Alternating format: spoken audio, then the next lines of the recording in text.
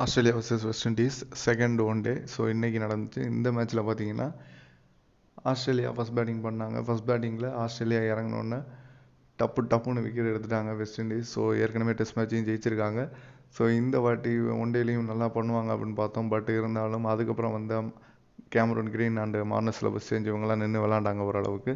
Cameron Green 33 ரன்னும் Marnus Labuschagne அவரும் 29 run அடிச்சிருந்தார். அதுக்கப்புறம் வந்த மேத்யூ ஷாட் அவர் 41 ரன் அடிச்சிருந்தார். பட் தனி ஒரு ஆளாக சொல்லணும்னு சொன்னால் கண்டிப்பாக ஸ்ரீன் அபாட் அவர் மட்டும் 69 அடிச்சிருந்தார், லோவர் ஆர்டர் பேட்ஸ்மேன். அதுக்கப்புறம் 69 அடித்தது மட்டும் இல்லாமல் 3 விக்கெட்டை எடுத்து வெஸ்ட் இண்டீஸை ஃபுல்லாகவே காலி பண்ணிட்டார் அப்படின்னு சொன்னோம். ஆஸ்திரேலியா 258 தான் அடித்தாங்க. பட் வெஸ்ட் இண்டீஸ் 175க்கு ஆல் அவுட் ஆகிட்டாங்க 43 ஓவரில்.